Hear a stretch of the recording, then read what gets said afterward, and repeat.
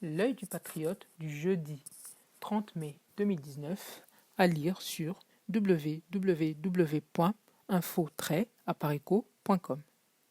RDC, obsèques et abominations. Les bourreaux du peuple congolais ont rendez-vous au stade des martyrs à Kinshasa. L'annonce de l'organisation des obsèques d'Étienne Tshisekedi a sans nul doute été un soulagement pour de nombreux Congolais, indépendamment de leur sensibilité politique. En effet, les tiraillements et les tractations interminables entre le gouvernement congolais sous Joseph Kabila et la famille tant politique que biologique du défunt autour des lieux et dates de l'organisation des funérailles du leader de l'UDPS en étaient arrivés à choquer plus d'un Congolais. L'enjeu était devenu éminemment politique. Mais là où bon nombre de Congolais s'attendaient à ce que ces obsèques soient peut-être un moment de cohésion nationale, d'apaisement ou de véritable recueillement, le spectacle qu'offrent les organisateurs de cette cérémonie dépasse tout entendement. Sous-titre : Le drapeau de la démocratie congolaise plus que jamais en berne sur un territoire occupé. Après 2 longues années d'attente durant lesquelles la dépouille d'Étienne Tshisekedi a été conservée dans un funérarium en Belgique, la majorité des Congolais n'a cessé de reprocher à Félix Tshisekedi de se livrer aux activités politiques avant d'offrir d'abord une sépulture à son père. En tant qu'Africain, chacun connaît l'importance qu'on accorde au respect dû aux morts, mais depuis la mort de son père, Félix Tshisekedi et ses proches ont eux-mêmes choisi de privilégier l'aspect politique jusqu'à conférer aux funérailles d'Étienne Tshisekedi une dimension essentiellement politicienne. En effet, dans un article publié le 29 mai 2019, le journal français Libération et l'AFP ont repris les propos de M. Lucien Lundula, coordonnateur du comité d'organisation des funérailles. Il dit « Ce ne sont pas des obsèques, mais la commémoration et la célébration de la victoire de la démocratie. » Fin de citation.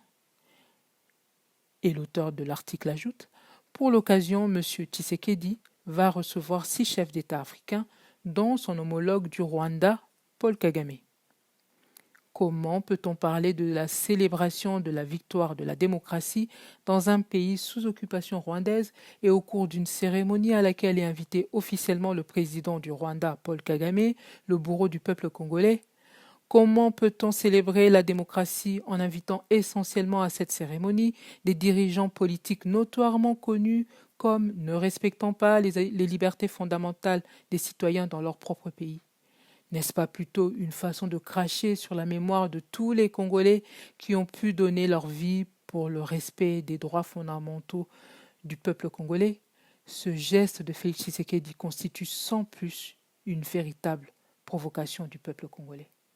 De plus, comment justifier un tel montant de dépenses pour des obsèques?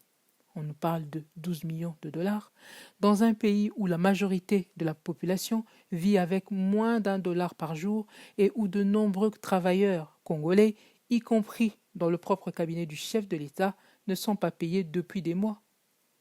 Sous-titre : Improvisation, cynisme ou indécence, veut-on étouffer l'affaire Chébéa? Gouverner, c'est prévoir, dit-on, mais tel ne semble pas être le cas pour Félix Tshisekedi. On ne peut pas comprendre qu'après 2 années de longue attente, après la mort de son père, l'organisation des obsèques par son fils, président, nommé, connaisse autant de signes d'improvisation et d'impréparation. Tenez, c'est à moins de 10 jours seulement de la date des obsèques que la présidence de la RDC se disait envisager d'envoyer des invitations aux chefs d'État et de gouvernement français et belges. Je cite, « Le directeur de cabinet du président de la République m'a confirmé qu'une invitation sera envoyée au président Macron et au Premier ministre Charles Michel, a déclaré à l'AFP le coordonnateur général du comité d'organisation des obsèques, M. Lucien Lundula. » Confère l'article diffusé par Le Figaro le 23 mai 2019. Visiblement, en prenant en compte d'autres indélicatesses constatées dans l'organisation, on est tenté de conclure que la décision d'organiser les obsèques d'Étienne Tshisekedi à cette date a été prise dans la précipitation. On ne sait cependant pas pourquoi. S'agissant par exemple du choix de la date des obsèques, Fachi et son équipe n'ont-ils pas constaté qu'elle coïncide malheureusement avec la date de la mise à mort des pendus de la Pentecôte. Ils n'ont certainement pas oublié qu'Étienne Tshisekedi, qu'il s'efforce de présenter aujourd'hui comme héros national et père de la démocratie, était alors ministre de l'Intérieur et cumulait en même temps la fonction de ministre de la Justice.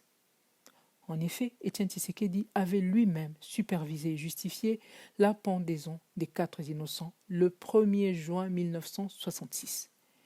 C'est ce même stade, rebaptisé en hommage des victimes, que le gouvernement congolais a choisi pour les obsèques de celui qui a été parmi ceux qui ont scellé le sort des 4 martyrs de la Pentecôte et à qui on avait crevé les yeux avant leur supplice final. Les 4 victimes étaient Jérôme Anani, ministre de la Défense dans le gouvernement de Cyril Adoula, Emmanuel Bamba, sénateur et dignitaire de l'église kimbanguiste, Évariste Kimba, Premier ministre jusqu'en novembre 1965, et Alexandre Mahamba, ministre des Affaires foncières dans le gouvernement de Cyril Adoula. On ne pourrait imaginer pire stratégie de communication. Avec qui les Congolais devront-ils pleurer en cette date du 1er juin? Avec les enfants des 4 pendus de la Pentecôte? Ceux de Floribert Chebeya et Fidel Bazana pour qui justice n'a toujours pas été rendue? Ou avec la famille Tshisekedi?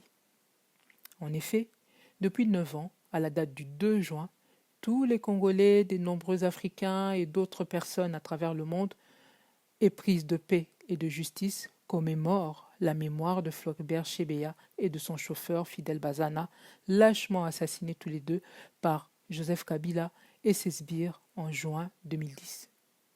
C'est donc, en toute logique, que d'aucuns espéraient que l'accession de Félix Tshisekedi au pouvoir allait plutôt accélérer la procédure judiciaire de cette affaire qui est devant la justice sénégalaise à compétence universelle depuis 5 ans.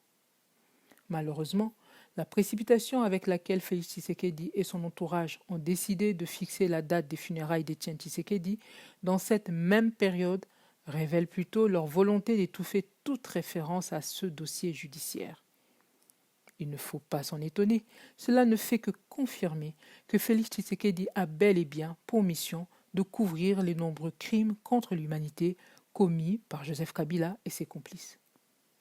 Selon les éléments d'enquête que mène encore l'œil du patriote, nous savons des sources proches de Félix Tshisekedi que lors de son dernier séjour aux USA, il aurait avoué à ses interlocuteurs américains et autres son impuissance à traiter ce fameux dossier Chebeya qui nécessiterait en fait l'arrestation de Kabila en personne et du général Numbi. Il aurait seulement promis de demander aux autorités sénégalaises de lancer au plus vite un mandat d'arrêt international contre le général Numbi uniquement. Il ne fallait pas encore s'attaquer à Joseph Kabila pour préserver la paix, avait-il argué.